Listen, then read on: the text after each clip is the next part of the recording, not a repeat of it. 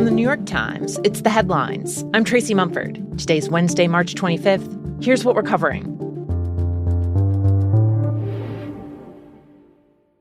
In the war with Iran, President Trump is pushing forward on two fronts at the same time. There's diplomacy and there's military force. Both are currently on full display. We're in negotiations right now.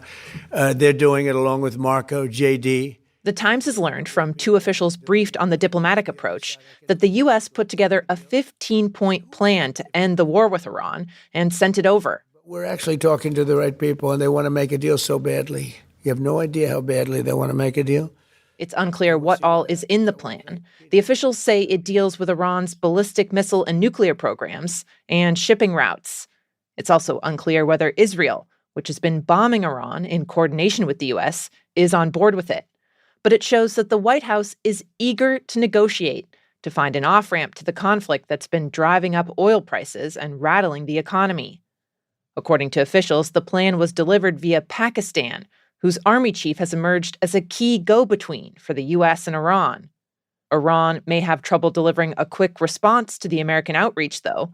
Senior officials there have been struggling to communicate with each other, and they're worried that if they meet up to talk in person, they could be bombed. At the same time, even as President Trump is talking up the negotiations, defense officials tell The Times the U.S. is sending around 2,000 paratroopers to the Middle East. It's unclear where exactly they'll be deployed, but the officials said it would be within striking distance of Iran. They could, for instance, be sent to seize Karg Island, Iran's main oil export hub, which U.S. warplanes have already targeted. Separately, about 2,300 Marines are scheduled to arrive in the region this week. They could also be tasked with taking Karg Island or helping to clear the Strait of Hormuz, which Iran has effectively closed, choking off a key oil and gas route. In the face of all this, the U.S. proposal on the table, the new wave of troops, Iran has been defiant. Multiple Iranian officials have publicly denied their country is negotiating with the U.S., and their forces have continued to fire off missiles, proving they still have an arsenal. Meanwhile, in Europe, today we received very sad news about this attack on a Jewish school. It's totally unacceptable. Investigators are trying to figure out if a string of attacks on Jewish sites over the past few weeks have been carried out by Iran or its proxies. 4 ambulances belonging to the Jewish Community Ambulance Service were set on fire in Golders Green. In London on Monday, residents in a neighborhood with a large Jewish population were woken up by the sound of exploding oxygen canisters as ambulances parked next to a synagogue were torched. And in Belgium and the Netherlands, 2 Jewish schools, a bank, and a car in a Jewish neighborhood have also been attacked. It's stoked a new wave of fear and anxiety amid an already sharp uptick in anti-Semitic incidents. So far, investigators haven't publicly said who's behind the attacks, though a previously unknown Islamist group has taken credit online. It warned that the attacks would continue if European countries didn't distance themselves from, quote, American and Zionist interests. There are questions about whether the group is a bogus front masking the involvement of Iran. Police have made arrests in some of the cases, which could potentially clarify if they were coordinated, and if so, by whom. One expert at the International Center for Counterterrorism told The Times that the goal of the recent attacks, which did not lead to any injuries, appears to be to create confusion and get attention, and that, quote, there's no reason to believe this was the last attack.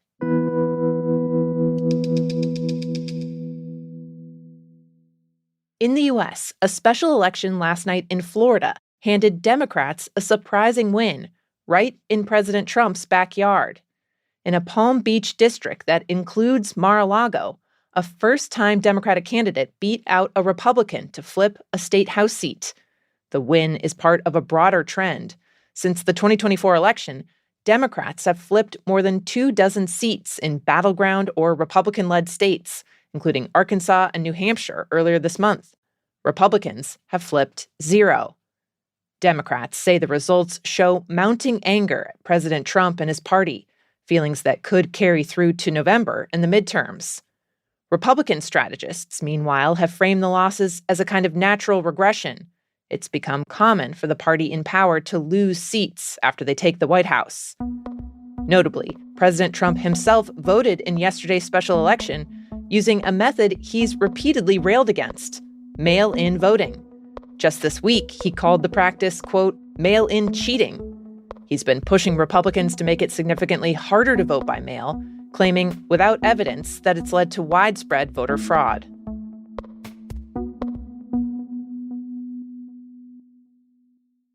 This year, social media companies have come under intense scrutiny in a series of lawsuits that claim their products have harmed children.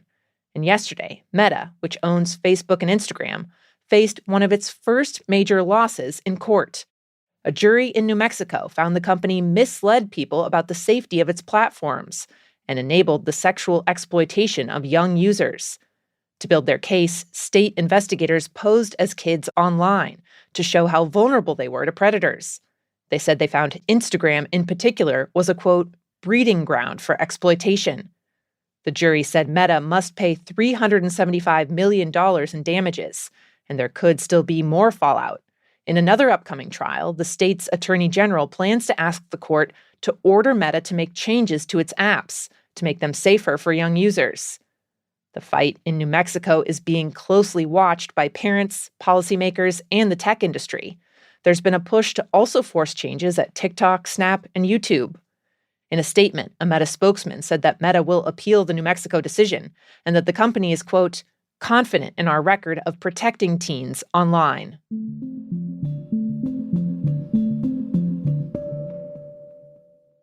And finally, you can generate almost any kind of video that you can imagine, from goofy memes to cartoons. Just this fall, OpenAI was pushing its Sora app in a big way. It's the most powerful imagination engine ever built. The promise was huge. Sora could generate realistic videos super fast. People used it to churn out whatever they could think of. Two of my colleagues covering tech at the Times made a video of themselves skydiving with a giant pizza as a parachute. It looked good. Disney even signed a deal so people could use Sora to generate videos with copyrighted characters like Mickey Mouse or Yoda. Some people predicted this was the big one, a first step in killing Hollywood and replacing actors and creators with AI. But now OpenAI just announced it's pulling the plug and shutting Sora down. It didn't give a reason. The decision appears to be part of the company's efforts to focus and streamline its operations. People made a lot of Sora videos, but the app never matched the popularity of OpenAI's breakout hit, ChatGPT. And running a video generation service like Sora is enormously expensive. It requires way more computing power and electricity than other apps or internet services. Essentially, hyper-realistic pizza parachutes have a high cost, and OpenAI seems to have decided it wasn't worth it right now. Those are the headlines. I'm Tracy Mumford. We'll be back tomorrow.